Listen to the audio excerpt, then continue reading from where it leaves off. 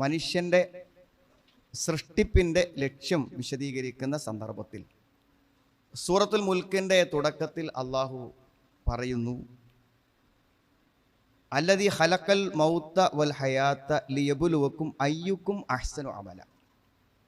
ജീവിതത്തെയും മരണത്തെയും അവൻ സൃഷ്ടിച്ചത് നിങ്ങളിൽ പ്രവർത്തനങ്ങൾ ഏറ്റവും നന്നായി ചെയ്യുന്നത് ആരാണെന്ന് നിങ്ങളെ പരീക്ഷിക്കുന്നതിന് വേണ്ടിയിട്ടാണ്. അപ്പോൾ പ്രവർത്തിക്കുക എന്നതിലുപരി അഹ്സൻ, അയ്യുക്കും അഹ്സനു അമല, പ്രവർത്തനങ്ങൾ ഏറ്റവും നന്നായി ചെയ്യും. ഇമാം സഅദി റഹ്മഹുല്ല ഈ ആയത്തിന്റെ വിശദീകരണമായി പറഞ്ഞിട്ടുള്ളത് അഖ്ലസുഹു വ അസ്വബുഹു എന്നാണ്. അഖ്ലസുഹു വ അസ്വബുഹു, ഒരു പ്രവർത്തനം ഏറ്റവും ഇഖ്ലാസോടുകൂടെ നിർവഹിക്കുക, അതേപോലെ തന്നെ ഏറ്റവും ശരിയായി നിർവഹിക്കുക എന്നതാണ്. നാം നോമ്പിലാണ്, അതിൻ്റെ ആദ്യ ആഴ്ച പിന്നിട്ടുകൊണ്ടിരിക്കുന്ന ഒരു സന്ദർഭത്തിലാണ്. കാലവും സമയവും അതിവേഗത്തിൽ കടന്നു പോവുക എന്നുള്ളത് അന്ത്യനാളിൻ്റെ ലക്ഷണമായി നിർദ്ദേശിക്കപ്പെട്ടതാണ്. നോമ്പിലേക്ക് പ്രവേശിക്കുന്നു, വളരെ വൈകാതെ തന്നെ നോമ്പിൻ്റെ ഓരോ ദിനങ്ങൾ നമ്മൾ അറിയാതെ കടന്നു പോയിക്കൊണ്ടിരിക്കുന്നു. ഈ വേഗത നമ്മുടെ ജീവിതത്തിൻ്റെ കൂടെ വേഗതയാണ്. അതായത് നമ്മൾ 50 വയസ്സായി എന്ന് പറയുമ്പോൾ 50 വർഷം നമ്മൾ നമ്മുടെ ഖബറിലേക്ക്, മരണത്തിലേക്ക് സഞ്ചരിച്ചു കഴിഞ്ഞു എന്നതാണ്. നാം നമ്മുടെ മരണത്തിലേക്കുള്ള സഞ്ചാര ദൂരത്തെ നമുക്ക് കിലോമീറ്ററുകളായിട്ടോ മൈലുകളായിട്ടോ പറയാൻ പറ്റില്ല, നമുക്ക് വർഷങ്ങളായി മാത്രമേ പറയാൻ പറ്റൂ. അപ്പോൾ 60 വർഷമാണ് നമ്മുടെ മരണത്തിലേക്കുള്ള ദൂരമെങ്കിൽ 50 വർഷം ഞാൻ പിന്നിട്ടു, അല്ലെങ്കിൽ 55 വർഷം ഞാൻ പിന്നിട്ടു എന്ന് പറയുന്നത് നമ്മുടെ മരണത്തിലേക്കുള്ള ഖബറിലേക്കുള്ള വേഗതയാണ്. അപ്പോൾ നോമ്പ് വേഗം കടന്നു പോകുന്ന പോലെ, വർഷങ്ങൾ വേഗത്തിൽ കടന്നു പോകുന്ന പോലെ തന്നെ അതിവേഗത്തിൽ നമ്മുടെ ജീവിതവും മരണത്തിലേക്ക് നീങ്ങിക്കൊണ്ടിരിക്കുന്നു എന്നത് ഒരു യാഥാർത്ഥ്യമാണ്. അതുകൊണ്ട് തന്നെ ഈ റമദാനിൻ്റെ ഓരോ ദിനങ്ങൾ പിന്നിടുമ്പോഴും അത് ഏറ്റവും അഖ്ലസായിട്ടാണോ അസ്വബായിട്ടാണോ, ഏറ്റവും ആത്മാർത്ഥമായിട്ടാണോ, അതേപോലെ തന്നെ ഏറ്റവും ശരിയായിട്ടാണോ എന്ന് നമ്മൾ ആത്മപരിശോധന നടത്തേണ്ടതുണ്ട്. നമ്മൾ ധാരാളം റമദാനിനെ കുറിച്ചും നോമ്പിനെ കുറിച്ചും കേട്ടിട്ടുണ്ട്. കേട്ടതെല്ലാം തന്നെ നമുക്ക് ഓർമ്മയുണ്ടോ എന്നും അറിയില്ല. അതുകൊണ്ട് തന്നെ ഈ സന്ദർഭത്തിലും സമയത്തിലും അതൊക്കെ ഓർമ്മ വന്നാൽ മാത്രമേ നമുക്ക് ഈ റമദാനിനെ നമുക്ക് പ്രയോജനപ്പെടുത്താൻ സാധിക്കുകയുള്ളൂ. ആദാബു സിയാം, നോമ്പിൻ്റെ മര്യാദകളെക്കുറിച്ച് പണ്ഡിതന്മാർ ഹദീസുകളെയും ആയത്തുകളെയും ക്രോഡീകരിച്ചുകൊണ്ട് നമുക്ക് പറഞ്ഞു തന്നിട്ടുണ്ട്. അതൊന്ന് ആ ഹദീസുകളിലൂടെ, ആ വചനങ്ങളിലൂടെ ഒന്ന് വേഗത്തിൽ കടന്നു പോവുക. എന്തിന്? ഇനിയുള്ള അല്ലെങ്കിൽ ഇന്നടക്കമുള്ള നമ്മുടെ നോമ്പ് പരമാവധി പ്രയോജനപ്പെടുത്താൻ അത് നമുക്ക് സഹായകമാകുമെന്നതാണ്. നാം മനസ്സിലാക്കിയതുപോലെ രാത്രി നമസ്കാരത്തെക്കുറിച്ചും നോമ്പിനെക്കുറിച്ച് പറഞ്ഞപ്പോഴും ഒരേ പദപ്രയോഗം, ലൈലത്തുൽ ഖദറിന്റെ രാത്രിയിൽ നിസ്കാരത്തെക്കുറിച്ച് പറഞ്ഞപ്പോഴും ഒരേ പദപ്രയോഗം നബി സ്വല്ലല്ലാഹു അലൈഹി വസല്ലം നടത്തിയിട്ടുണ്ട്. മൻ ഖാമ റമദാന ഈമാനൻ വഹ്തിസാബൻ, മൻ സാമ റമദാന ഈമാനൻ വഹ്തിസാബൻ, മൻ ഖാമ ലൈലത്തുൽ ഖദരി ഈമാനൻ വഹ്തിസാബൻ. ഈമാനോടുകൂടെ, ഇഹ്തിസാബോടുകൂടെ, പ്രതിഫലേച്ഛയോടുകൂടെ. ഇതൊരു നിർബന്ധിത കർമ്മമാണ്. അതുകൊണ്ട് തന്നെ നാം റമദാനിലേക്ക് പ്രവേശിക്കുമ്പോൾ സ്വാഭാവികമായി നാം നോമ്പിലേക്ക് പ്രവേശിക്കും. നമ്മുടെ വീട്ടിലുള്ളവർക്ക് എല്ലാം നോമ്പാണ്, നാട്ടിലുള്ളവർക്ക് എല്ലാം നോമ്പാണ്. അപ്പോൾ നമ്മൾ ആ നോമ്പിൻ്റെ ഭാഗമായി ചേരുന്നു എന്നതാണോ നമ്മുടെ നോമ്പിലേക്ക് നയിച്ച കാര്യം? നമ്മൾ ആത്മാർത്ഥമായി ചിന്തിക്കണം. അങ്ങനെയാണെങ്കിൽ സുഹൃത്തുക്കളെ, ഒരു യാന്ത്രികതയാണത്, ഒരിക്കലുമല്ല. നല്ല വേനൽ ചൂടും വിശപ്പും ദാഹവും ഒക്കെയുള്ള ഈ സന്ദർഭത്തിൽ രോഗങ്ങളും മറ്റ് പല ബുദ്ധിമുട്ടുകളുമുള്ള നമ്മിൽ പല ആളുകളും, പ്രായത്തിൻ്റെയും വിഷമങ്ങളും വൈഷമ്യങ്ങളും ഒക്കെ ഉള്ള പല ആളുകളും ഇതെത്ര കൃത്യതയോടുകൂടിയാണ് നിർവഹിക്കുന്നത്. അപ്പോൾ നമ്മുടെ മനസ്സ് എപ്പോഴും ഇത് സ്വർഗം കിട്ടാനും നരകത്തിൽ നിന്ന് രക്ഷപ്പെടുവാനും അള്ളാഹുവിൻ്റെ കൽപ്പനകളെ ആത്മാർത്ഥമായി അനുധാവനം ചെയ്യുവാനുമാണ് എന്ന് ഇടയ്ക്കിടയ്ക്ക് നമ്മുടെ മനസ്സിനെ നമ്മൾ പറഞ്ഞുകൊണ്ടിരിക്കണം. പടച്ചോനെ കൂലി തരണേ, പടച്ചോനെ നഷ്ടപ്പെടുത്തി കളയരുത്, സ്വീകരിക്കണേ എന്ന് ആത്മാർത്ഥമായി മനസ്സ് പറഞ്ഞുകൊണ്ടേയിരിക്കണം. ആത്മാർത്ഥതയാണ് നോമ്പിൻ്റെ ആദാബുകളിൽ ഒന്നാമതായി പണ്ഡിതന്മാർ പരിഗണിച്ചത്. രണ്ടാമത്തെ ഒരു കാര്യം നീയത്താണ് സുഹൃത്തുക്കളെ. നീയത്ത് വളരെ പ്രധാനപ്പെട്ട കാര്യമാണ്. കഴിഞ്ഞ ഖുതുബയിൽ ഇതിൻ്റെ നോമ്പിൻ്റെ മഹത്വങ്ങൾ പറഞ്ഞപ്പോഴും ഇതിലെ ചില കാര്യങ്ങൾ അവിടെ പരാമർശിച്ചു പോയിട്ടുണ്ട്. നീയത്തും വളരെ പ്രധാനപ്പെട്ട കാര്യമാണ്. പിന്നെ മല്ലം യുജ്മ ഖബലൽ ഫജ്രി, ഫജ്റിന് മുമ്പ് ആരെങ്കിലും തീരുമാനിച്ചിട്ടില്ലെങ്കിൽ അവന് നോമ്പ് ഇല്ല എന്നാണ്. അതുകൊണ്ട് എല്ലാ രാത്രിയിലും നാളെ നോമ്പാണ് എന്ന പ്രത്യേകമായ ഒരു ഉദ്ദേശത്തോടു കൂടെ തന്നെ നമ്മൾ നോമ്പിലേക്ക് പ്രവേശിക്കേണ്ടതുണ്ട് എന്നതാണ്. മാത്രമല്ല, നോമ്പിൻ്റെ സന്ദർഭത്തിൽ നമ്മുടെ മനസ്സിൽ വരുന്ന ഒരു വചനമാണ്, എപ്പോഴും പറയാറുള്ളൊരു വചനമാണ്, ലൈസ സിയാമു മിനൽ അക്ലി വശുർബി. നോമ്പെന്ന് പറയുമ്പോൾ അത് ഭക്ഷണം കഴിക്കാതിരിക്കുക അല്ലെങ്കിൽ വെള്ളം കുടിക്കാതിരിക്കുക എന്നത് മാത്രമല്ല നോമ്പ്. ഇന്നമ സിയാമു മിനൽ ലഗ്വി വറഫസ്. നോമ്പെന്ന് പറയുമ്പോൾ അത് അനാവശ്യമായ കാര്യങ്ങളിൽ നിന്ന്, അവിഹിതങ്ങളായ കാര്യങ്ങളിൽ നിന്ന്, ലൈംഗികമായിട്ടുള്ള നമ്മുടെ മനസ്സിന്റെ തെറ്റായ വികാരങ്ങളിൽ നിന്ന്, പ്രവർത്തനങ്ങളിൽ നിന്ന് നമുക്ക് നോമ്പ് വേണം. ഭക്ഷണം മാറ്റി വെക്കുന്ന പോലെ ഒരല്പം ഉമിനീര് പോലും ഇറക്കാൻ അനുവാദമുണ്ടായിട്ടും ഭയപ്പെടുന്നവരാണ് നമ്മിൽ പല ആളുകളും. അങ്ങനെയെങ്കിൽ ഒരു ചെറിയ നോട്ടം, ഒരു ചെറിയ ചിന്ത പിഴച്ചു പോകുന്നതിനെ കുറിച്ച് നോമ്പുകാരൻ സദാ ജാഗ്രതയുള്ളവനായിരിക്കണം.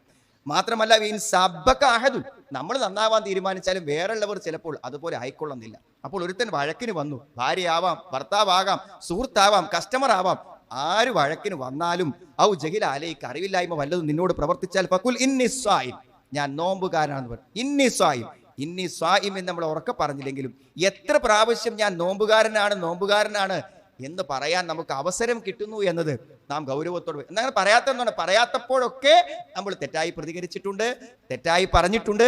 നമ്മളെ ചീത്ത പറഞ്ഞപ്പോൾ അതേ ഗൗരവത്തിൽ നമ്മൾ തിരിച്ചു പറഞ്ഞിട്ടുണ്ട്. ഇന്നി സ്വായിം എന്നതിൻ്റെ എണ്ണം കുറയുമ്പോൾ നാം മറ്റുള്ളവരെ പോലെ തന്നെ ആകുന്നു എന്ന് നമ്മൾ മനസ്സിലാക്കണം. അതേപോലെ തന്നെ നോമ്പ് തുറക്കുന്ന ആ സമയം ഉണ്ടല്ലോ, അതിനൊരു പ്രത്യേകത ഉണ്ട്. അതുകൊണ്ട് ആ സമയം ഒന്ന് കരുതി വെക്കണം.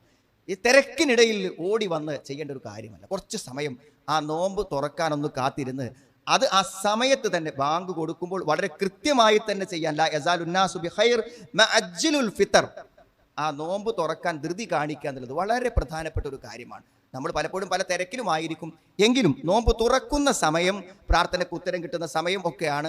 അതൊരു ജാഗ്രതയോടുകൂടെ നമ്മൾ തിരക്കൊത്തു മാറ്റി ഒരല്പസമയം ഒരു നോമ്പിന്റെ അദബ് എന്ന നിലക്ക് നമ്മൾ അതിന് കുറച്ച് സമയം കണ്ടെത്തുന്നത് നല്ലതാണ്. പിന്നെ ഈത്തപ്പഴം കൊണ്ടാണ് നോമ്പ് തുറക്കുന്നത് നമുക്കറിയാം. എന്നാൽ പോലും ഒരു ശ്രദ്ധ നല്ലതാണ്. ഒരു സുന്നത്ത്, ഒരു പ്രതിഫലം നമുക്ക് നഷ്ടപ്പെട്ടു പോകേണ്ട കാര്യമില്ലല്ലോ. അത് ആ സന്ദർഭത്തെ അന്വർത്ഥമാക്കുന്ന ഒന്നാണ്. ഈ ഹദീസുകളൊക്കെ ചെറിയ ദുർബലതകളെ ചൂണ്ടിക്കാണിക്കപ്പെടുമ്പോൾ പോലും ഇത് പ്രാർത്ഥിക്കണമെന്ന് പണ്ഡിതന്മാർ പറയുന്നതിന്റെ അർത്ഥം അത്രയും ആശയ പ്രാധാന്യമുള്ള ഒരു കാര്യമാണ്. ദഹബൽ ലമഹു, ദാഹം പോയി ശമിച്ചു. വബുത്തല്ലത്തിൽ ഉറൂഖ്, നാടി ഞരമ്പുകളെല്ലാം നനഞ്ഞു. വസബത്തൽ അജ്റു ഇൻഷാ അല്ലാഹ്, പ്രതിഫലത്തെക്കുറിച്ച് ഓർത്തു നമ്മൾ മനസ്സിൽ. നോമ്പ് തുറക്കുന്ന സമയത്ത് നാം പറയുന്നു വസബത്തൽ അജ്റു ഇൻഷാ അല്ലാഹ്, അല്ലാഹ് ഉദ്ദേശിക്കുകയാണെങ്കിൽ ഇതാ ഈ നോമ്പ് ഇവിടെ പൂർത്തിയാകുമ്പോൾ എനിക്കുള്ള പ്രതിഫലം എന്തായിരിക്കുന്നു, ഉറച്ചിരിക്കുന്നു എന്നാണ്.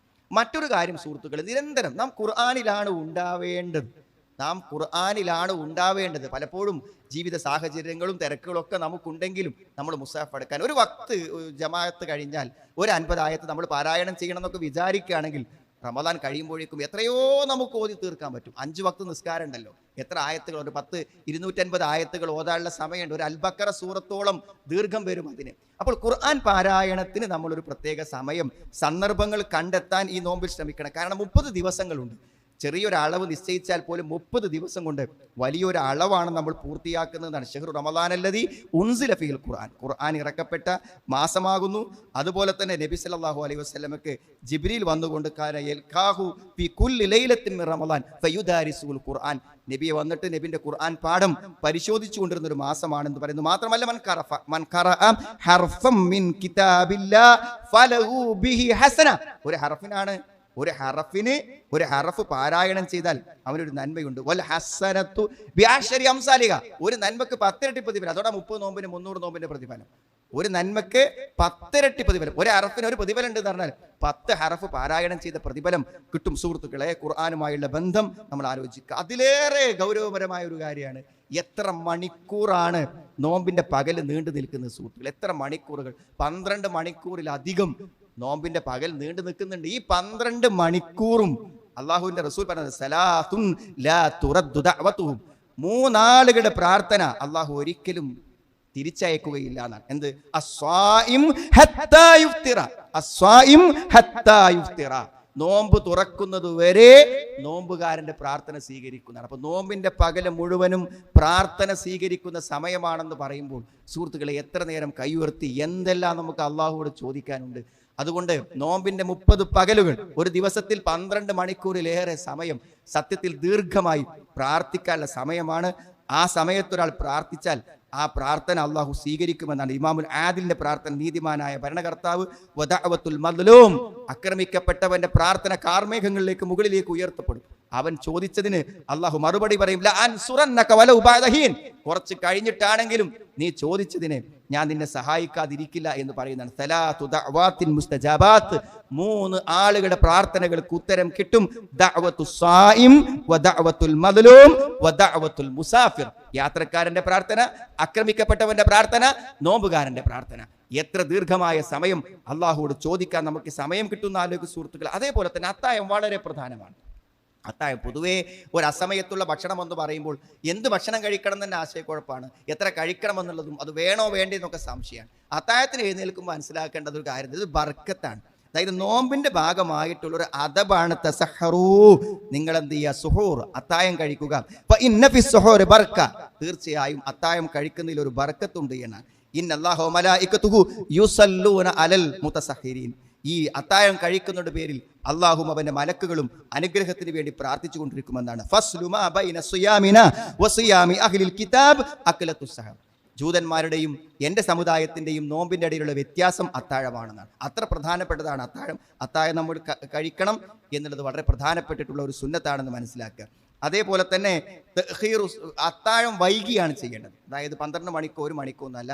നബി സ്വല്ലല്ലാഹു അലൈഹി വസല്ലമയുടെ കം കാന ബൈനൽ അദാനി വസ്സഹൂർ, നബി സ്വല്ലല്ലാഹു അലൈഹി വസല്ലമയുടെ സുബഹി ബാങ്കും അത്താഴവും തമ്മിൽ എത്ര ഇടയുണ്ടായിരുന്നു, എത്ര ഗ്യാപ്പ് ഉണ്ടായിരുന്നു എന്ന് ചോദിച്ചതിന് പറയപ്പെട്ട മറുപടി ഖദ്റു 50, 50 ആയത്ത് ഓതാനുള്ള സമയം, 50 ആയത്ത് ഓതാനുള്ള സമയം. അപ്പോൾ അതാണ് അത്താഴത്തിൻ്റെ ഏറ്റവും ഉത്തമമായ സമയം എന്ന് നമുക്ക് മനസ്സിലാക്കാൻ പറ്റും. മറ്റൊരു കാര്യം വളരെ ഗൗരവത്തോടെ നമ്മൾ പരിഗണിക്കേണ്ട ഒരു കാര്യമാണ് സുഹൃത്തുക്കൾ. നമുക്കെല്ലാം അറിയാം, നോമ്പിൻ്റെ ഫലം നമുക്ക് ലഭിക്കുന്നത് ഭക്ഷണത്തിൻ്റെ കുറവ് തന്നെയാണ്. അത് നോമ്പുകാരന് ശരിക്കും ഫീൽ ചെയ്യും. അതായത് നമ്മൾ പകൽ സമയങ്ങളിൽ ഈ നോമ്പിലായിരിക്കുമ്പോൾ, നോമ്പല്ലാത്ത സമയത്ത് നമ്മുടെ കണ്ണുകളെയും മനസ്സുകളെയും വികാരങ്ങളെയും നിയന്ത്രിച്ച അത്ര പ്രയാസം നോമ്പിനുണ്ടാവില്ല. പല കാരണങ്ങളെ കൊണ്ടില്ല. അതിലൊരു പ്രധാനപ്പെട്ട കാരണം നമ്മൾ ഭക്ഷണം കഴിക്കുന്നില്ല എന്നത് തന്നെയാണ്. അതുകൊണ്ട് നാം ഗൗരവമായി ചിന്തിക്കണം. ആ ഭക്ഷണം പരിഹരിക്കുന്ന രൂപത്തിലാകരുത് രാത്രി മുഴുവൻ. രാത്രി ഇപ്പോഴും 12 മണി വരെയും 1 മണി വരെയൊക്കെ നമ്മുടെ അങ്ങാടികൾ സജീവമാണ്. തിന്നുകൊണ്ടേയിരിക്കുകയാണ് ആളുകൾ. നോമ്പ് തുറക്കുമ്പോൾ ഉണ്ടാക്കപ്പെട്ട വിഭവങ്ങൾ മുഴുവൻ ഒന്ന് ടേസ്റ്റ് നോക്കി കഴിയുമ്പോഴേക്കും നമ്മളുടെ ആ സുന്നത്തിന്റെ അളവുകൾ തെറ്റിക്കളയുന്നതാണ്. വയറിനേക്കാളും മോശപ്പെട്ട ഒരു പാത്രം മനുഷ്യന് നിറക്കാനില്ല എന്നാണ്. മനുഷ്യൻ നിറക്കുന്നതിൽ വെച്ച് ഏറ്റവും, അപ്പോൾ നമ്മുടെ വീട്ടിലൊക്കെ വേസ്റ്റിന്റെ ബാസ്ക്കറ്റ് സുഹൃത്തുക്കളെ, ആ വേസ്റ്റിന്റെ ബാസ്ക്കറ്റിനേക്കാളും മോശമാണെന്നാണ് നമ്മളെ വയറ്റിക്ക് അമിതം ഭക്ഷണം കൊടുക്കുന്നത്. ചിലപ്പോൾ സഹോദരിമാരൊക്കെ ഭക്ഷണം ഒഴിവാക്കാതെക്കാൻ വേണ്ടി തിന്നു തീർക്കും. നമ്മൾ അവിടേക്ക് ഇടേണ്ടതല്ലത്, നമ്മുടെ വയറ്റിലേക്ക് ഇടേണ്ടതല്ലത്. പുറത്തിട്ടാൽ അതിൻ്റെതായ ചില പ്രശ്നങ്ങളേ ഉള്ളൂ. വയറിലേക്ക് ചെന്നാൽ അത് വലിയ പ്രശ്നങ്ങളാണ്. ഭക്ഷണം നിയന്ത്രിച്ച് ശീലിക്കണം നമ്മൾ. അതൊരു വലിയ മാറ്റം തന്നെ നമ്മുടെ ആത്മീയവും ഭൗതികവുമായ രംഗത്തുണ്ടായിരിക്കും.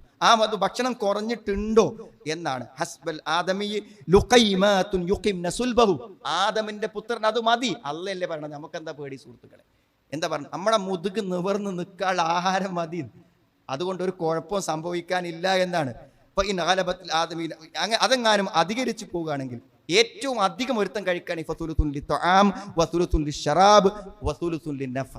അതായത് ഭക്ഷണത്തിന്, വെള്ളത്തിന്, അതേപോലെ തന്നെ ഒഴിച്ചിടാന്, ഇങ്ങനെ 3 ഭാഗമാക്കി തിരിച്ചിട്ട് അത്രയും ക്രമീകരിച്ചുകൊണ്ട് ഭക്ഷണം എന്ത് ചെയ്യണം? നമ്മൾ നിയന്ത്രിക്കണം എന്നാണ്. ഭക്ഷണം നിയന്ത്രിക്കുക. എവിടെ പോയാലും, എന്ത് ഇഫ്താറിന് പോയാലും നമ്മുടെ ഭക്ഷണത്തിനൊരു കണക്കുണ്ട്.